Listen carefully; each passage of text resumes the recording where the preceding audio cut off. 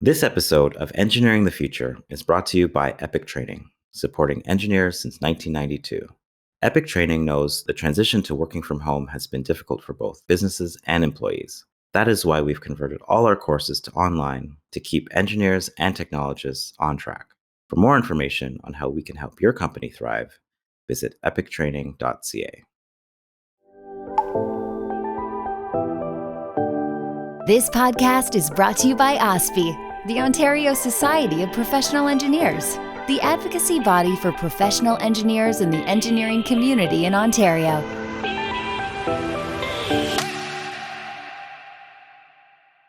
Welcome to Engineering the Future, a podcast presented by the Ontario Society of Professional Engineers. I am your host, Jerome James. Today I'm joined by Sandro Perruzza, CEO of OSPI, Ontario's home for over 85,000 professional engineers, 250,000 engineering graduates, and over 43,000 engineering students. OSPI is the advocacy body of engineers of Ontario and the body that is bringing this podcast to you today. Sandro, let's get right into it. Remind us why engineering is so integral to a thriving economy and the safety of the public. Why does something so important as engineering need its own advocacy body? Oh my goodness, that's a really good question, loaded question. Where do I start? First off, I'm going to say that engineering is so often forgotten by economists, by the government, policymakers, and the public, because when you think of it, there is no really identifiable engineering industry per se. Engineering is invisible because engineering is everywhere. It's so immersed in our economy, with the people, including politicians and economists, just take it for granted. You talk to the average person about engineering and they'll immediately think of infrastructure. And certainly lots of engineering that happens in infrastructure. And they think of someone on a job site with a white hard hat. That's not actually where engineering happens. It happens in an office, in the design. It happens in teams, people talking to the client, understanding how that design is going to be used, and so forth and so on. But the other thing, too, is there is no engineering sector because engineering, as I said earlier, is everywhere. It's in advanced manufacturing. It's in energy. It's in healthcare. You think of IT, the financial sector, agricultural sector, mining. I can go on and on and on. So when you think of those key drivers of our economy, it's those sectors. And it's engineering, right. The technology that engineers are developing and are implementing are what's driving financial gain in those sectors. So this is why engineering is so important to the economy. And then when we design that technology, we want to ensure that that technology is actually working for the public. It's keeping us safe. So, there is no engineering sector. Engineering is everywhere. And because it's so diverse, because it's so widespread, you need a group to bring it all together and to speak with one voice to government. And that's what OSPI is all about. Mm-hmm. Absolutely. And with the current Ontario election just around the corner, what would you say is some of the policy areas that OSPI will be advocating for to be included in the agenda of the new government, regardless of what stripe gets elected? Okay, that's another really good question. As an advocacy body, as a member-focused body, one of the things we constantly do is talk to our members. We find out what's important to them. And so when we knew an election was coming, so we did some extensive consultative sessions with the members to really understand what's important to them. And here's what they told us. Energy pricing, long-term energy plans are important, that we want a stable grid and we want a low-carbon grid. And we're in a lot of the issues we have within our unstable infrastructure, both our physical and intellectual and energy grids, because governments are not very good at doing long-term planning. So it's important that resiliency is key when we design these systems, including our healthcare systems. The second thing is affordability. We know that engineers are paid well for their work, but salaries have not kept up with the rate of inflation. This is why we're advocating for something called qualifications-based selection with respect to procurement. We want to ensure that engineering services are priced fairly and aren't being undercut. And we don't have underqualified or unqualified people doing engineering work. That way, the projects are built on time, on budget, and they withstand the time that they're budgeted for. That when we build bridges, they last for 100 years, not for 50 years. Our members also want to remove the barriers to existing good-paying jobs. We want more opportunities for engineering graduates, newcomers into the country, and existing engineers already working to progress in their careers. And finally, we want the public to truly understand and value the license. The license is not a membership card. It is a professional license to practice professional engineering. And thus, our members are looking for regulatory reform to ensure that this is reflected in the Professional Engineering Act. We hope you're enjoying this episode so far. At OSPI, we're here for you, making sure government, media, and the public are listening to the voice of engineers. You can learn more at ospi.on.ca.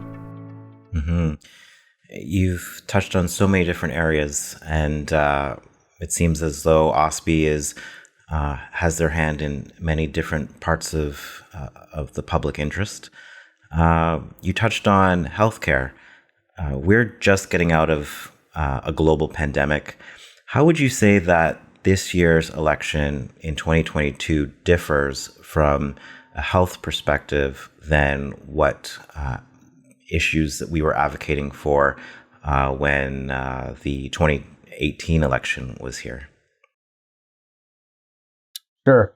I think the pandemic has exposed just how fragile our healthcare system is. We can't continue to build a system built on an old model. That technology is becoming more and more intrinsic in our healthcare system and in our patient care. And that engineers are, again, driving much of this technology. As well as when you think of COVID, all the response to COVID certainly has been led by our healthcare systems and our healthcare professionals, but they've been supported by engineers. When you look at how we're testing new vaccines, how we're developing new vaccines, how we're testing for our wastewater to determine levels of COVID in different populations in different regions and segments of cities, that is all being done by engineers. So the healthcare system is specifically, we want to advance it and move forward with it and make it ensure that it becomes more resilient and more responsive to these changing trends, that engineers are important to us. I'll share a story with you. When I first started at OSPI, one of the first events I was at was with the University Health Network.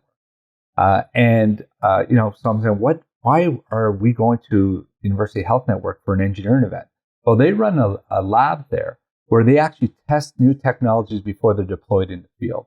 And it's really interesting. They have I shouldn't call them the test dummies, so they can test how this equipment reacts with them. And then once it gets to a certain level, they actually bring in actors who act as patients, and they put them through like a real trauma center.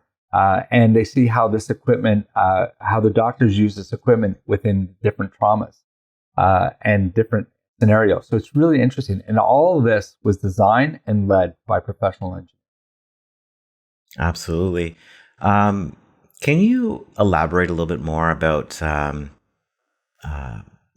with regards to energy? What do you see as one of the biggest hurdles in future energy policy in Ontario moving forward as it relates to the global climate crisis?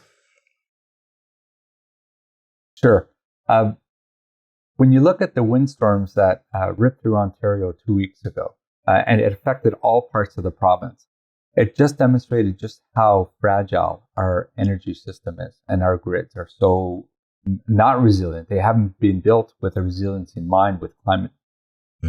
So this provides us an opportunity now to actually rebuild a more resilient grid, and a grid that reflects our low carbon intention moving forward.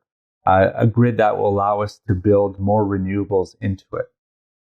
So the trouble again with governments is they have short-term outlooks. They're here for 4 years. If they're lucky, they'll have an 8-year term.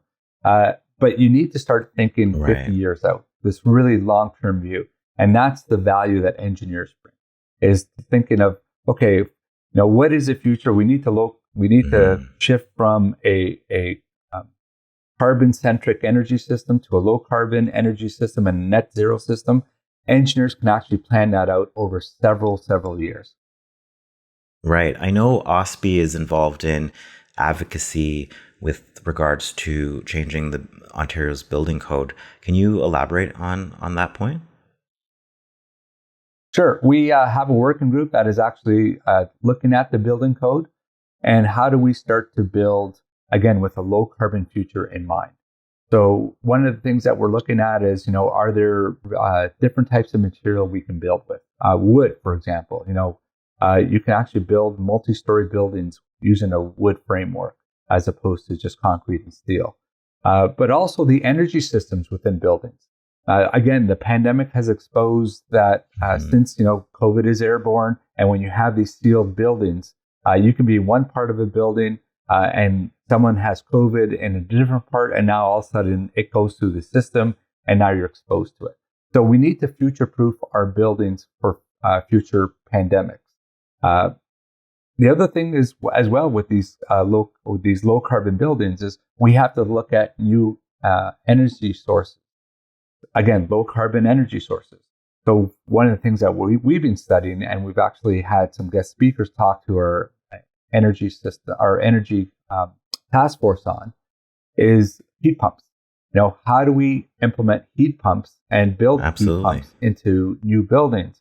Because that is the way of the future. And if we can figure this out and be early adopters at this will provide economic dividends for Ontario, because this is a technology we can be exporting worldwide. That's a great point. And there's so many opportunities for engineers in Ontario to get their voices heard and have a seat at the table where decisions are being made. We have at OSPI opportunities to sit on task forces, to be on committees. Can you elaborate on the type of opportunities that OSPI members have to be a part of the advocacy process? Sure. So our tagline is, we are the voice of Ontario's engineers. Really what that means is we provide a platform for engineers to come together and identify what the problems are, these big issues, and then actually come up with some solutions on how to tackle these crises that we're facing. So we actually need our members to sign up as subject matter experts. We call them ambassadors because they're ambassadors to the profession and they're ambassadors of OSPI. So for example, we're launching a new task force focused on the climate crisis. So we're looking for subject matter experts to advise us on a whole bunch of different issues. Because the climate crisis is so broad and there's so many different ways to look at it, instead of setting up this very big, huge task force, we're going to be chunking up into little bite-sized pieces. So, for example, how do we decarbonize our grid? We'll bring together some subject matter experts to solve that question. How do we move from, gas-powered vehicles to electric vehicles and hydrogen-fueled vehicles? We'll bring together subject matter experts to look at that. What a lot of members don't realize is that OSPI, the breadth of our advocacy is huge. Over the last 3 years, we responded to 50 official government consultations at the provincial level and at the federal level. What we don't tell people is that there were additional 40 private consultations that we were invited to. These are things that aren't on a public record. They're in camera where a government official will reach out to us, policy people reach out to us, and they'll give us 2 or 3 different questions to ask, or they'll test some different theories before they go public with it. So we bring our subject matter experts together and actually respond to that. And it really is a great way for our members to get involved in shaping public policy at the ground level before it goes to broader consultation. So it actually helps frame the question that goes out through consultation. Excellent. there's so many opportunities for people to get involved in advocacy work with their profession. Thank you so much for taking the time to break it down for us today. We've covered a lot of ground, and I think that we have a better understanding of what OSPI actually does within the realm of advocacy after this conversation today. Well, thank you for the opportunity, Jerome. Sandro Perruzza is the CEO of OSPI, the Ontario Society of Professional Engineers. OSPI has released its election platform, and it's available right now on their website.